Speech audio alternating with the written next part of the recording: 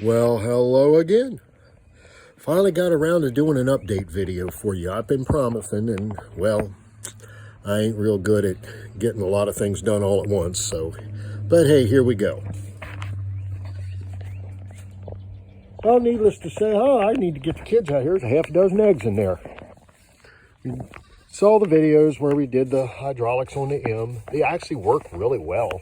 Just little issues with the charging system, but nothing that can't easily be remedied. We moved the baby pen over here out of the front yard so that the Smedley brothers here can pick and choose and root through the grass. Yes. Say hi. Say hi. You gonna say hi? I guess not. How about you, Squeak? Oh, you got something to say about it, huh? Wait, it's not food. It's not food, Goober. But anyway, yeah, I ain't got my burn pile burnt down yet. We enlarged the little maternity pen here in the back. She had a nice spot there, but she's getting, the baby's getting older and they're getting to where they can move around a little bit. So we've made her a little more room. It's not the most beautiful thing in the world, but hey, it works. Right, Cindy Minnie? Cindy Minnie's like, yeah, shut up and give me a snack. But needless to say, I am very surprised at how good that open pollinated corn did. This is that bloody butcher corn that they make liquor with. And this stuff grows, I'm tickled. I can't, yeah. You can see the piece up there on the back hill. That's not as tall. And then I got another field over there. We'll see that up close here in a little bit. I'm going to jump on the tractor. We're going to do the Cook's 5-cent tour. But all in all, we've been keeping plenty busy between the milk truck and getting stuff done around the farm here. Still haven't gotten around to putting the belt back on that mower. I have the belt, I really do. I ain't kidding, I really do. And we got the beast put back together the other night, which that was something of an adventure, but we got it done. After several false starts and wrong size belts and every bleeping other thing that you can imagine.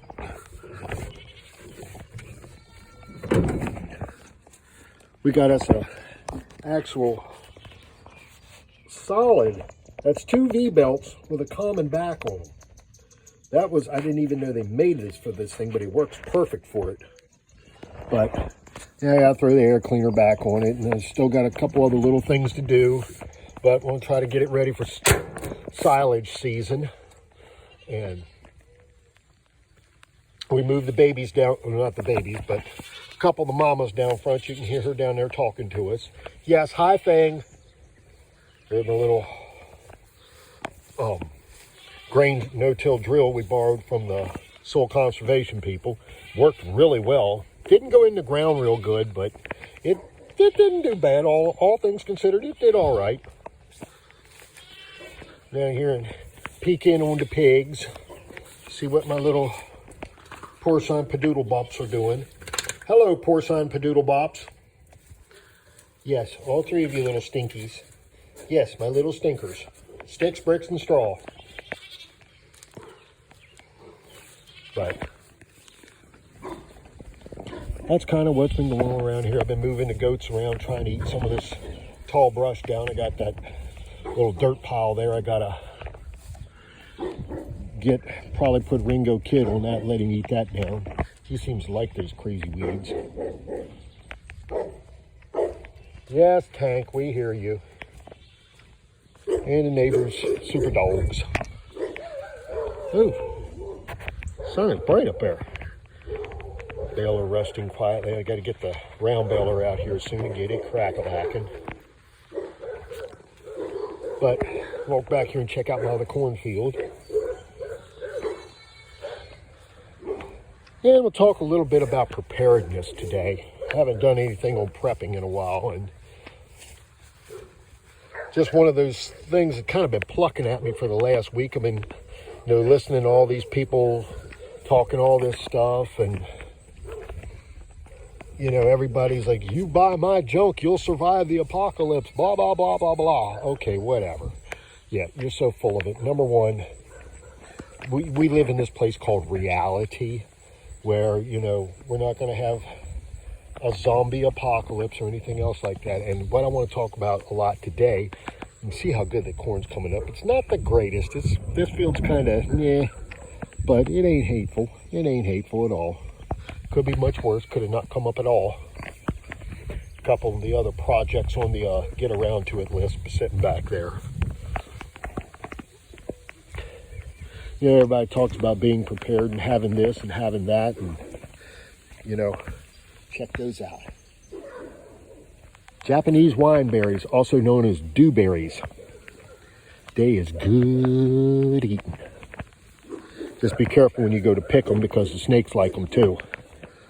And more than one person got tagged out picking berries, and a copperhead or some other little creepy crawly has found they didn't like them being there. Lost my train of thought there for a minute. Got derailed. Did get everybody moved out of the pasture there. I got them out there in the back where that tall brownish stuff is. Hi, Levi. Hi. My partner in crime, Levi, came out here to see what I was doing.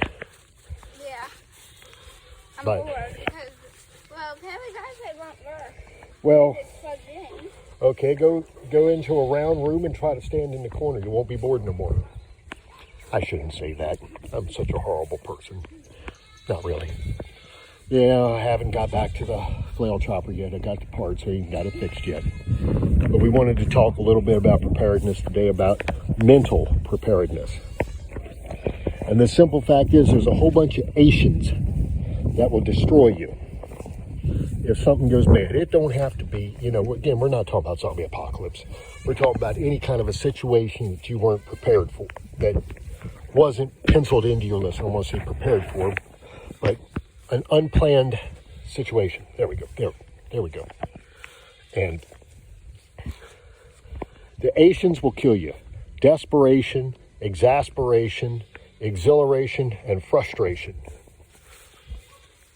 What all that 5-penny words boils down to is you got to keep your head on straight. When something goes bad like that, and it's an unplanned situation, and you may not have all the resources you want to have at your disposal, the worst thing you can do, and you've heard this, I'm sure, from 100 other people, is panic. Because panic will get you killed. And that's true fact. That's that desperation. Take a minute, assess the situation you're in, assess the options that you have, the resources that you have at your disposal. Turn this around, since I'm just as ugly as that wall we were looking at. So, but seriously, go through what you got in your pockets. What do you have to work with to get you out of this situation? Okay, is it immediately life-threatening? Is your car broke down in the middle of the train tracks, and here comes the 705 Amtrak up through there? Okay, yeah. Or is it more a case of, doggone it, got a flat tire and I've got no cell service, yada, yada, yada. It's assess the situation, find out what you got going on. Take inventory of what you have as far as resources to work with to fix the problem. Not just physical resources, but mental resources. I mean, you could have all the prepper gear and all the, emergency stuff in the world, but if you don't know how to use it and you're not familiar with using it, it's dead wood, basically. So, make sure if you're going to have the stuff, you know how to use it, and that you know how to get yourself out of the situation, or know what you're going to do. That's the whole desperation. People make bad choices when they're in a bad situation, and they don't stop to think it through. They go off, as my dad would say, they go off half-cocked. And that's never a good thing. Frustration, you get upset, son of a gun, black snap, snig, brack, brook, brack, brup, brup, brup, why'd this happen, yada, yada, yada. You get all jacked up, temper gets all wound up, and again, you're not thinking straight. And the minute that happens, you're setting yourself up for a serious snafu. Daddy, I noticed your list red. Yes, I know. I got hornet stings all over me, and so do you. Levi and I got into a nest of hornets the other day. We were It's red around the back. watering the cows down there, and he accidentally stepped on a ground hornet's nest, and they didn't take too kindly to it. So we're both pretty chewed up, but it's all good. We're alive. He's alive. But, okay, that took care of exasperation, or I'm sorry, frustration and desperation. I've been watching some of these survival shows, and I see these people that just in an interest of, I don't know if they're being, if it was desperation, exhilaration, frustration, or just plain weren't thinking. The one guy tapped out of the show because he was drinking water straight out of the lake. Wasn't boiling it, wasn't doing any kind of thing on it. Well, it made him sicker than a dog. Well, guess what? There you go. He took himself right out of the competition. And I'm not saying that he's a bad person or that, he was a dum-dum or anything else, but it's that easy to make one little ding-dong mistake and then end up, getting chucked under the bus for it. So please, if you're gonna, you're going on I've said it before, you're going on a day hike, make sure you take enough stuff with you to get you out through the overnight. Don't think that everything's going to go lollipops and rainbows, because the chances are it will. But there's also a chance that it's not. All it would take is you go out and you get caught in one of these freak thunderstorms that we have around here, and it knocks a couple trees down across that trail, and it busts the trail all up to where it just happens to be, and it's always going to be right in that spot where you can't get around it. Okay, now you're stuck. Okay, are you in danger? No. Are you going to be comfortable? Well, that all depends on your level of preparedness and your, where you're thinking far enough ahead to say, okay, I probably won't need this, but I'm going to chuck this in my rucksack anyway, type deal. So, again, exhilaration is the other one I wanted to talk about. You get all happy, okay, oh, wow, I'm being rescued, hey, I found a solution to this problem, and you go barreling off into the sunset, only to realize that you only halfway thought it through. Okay, yeah, you're out of the situation, but in doing so, you've put yourself into another situation. Every move that you make in any kind of a situation like that has to be deliberate. I mean, we're all human, we all have emotions, but if and when you find yourself in a pickle like that, you need to stop and think. I don't know how many times our parents didn't tell us, just stop and think a minute, boy. Well, there is a method to their madness. Because the minute you stop to think about it and realize, oh, wait a minute, that's kind of a crappy idea. If I do that, I'm going to put myself in an even worse spot to get into a better spot. Maybe we'll look for plan B. And around here, we do a lot of the plan A, plan B, plan C. I've run out of letters of the alphabet. I had to start making up new stuff. But that's kind of the whole thing of preparedness. And again, I'm not trying to sound like some doom and gloom, the end of the world is coming. That's not my thing.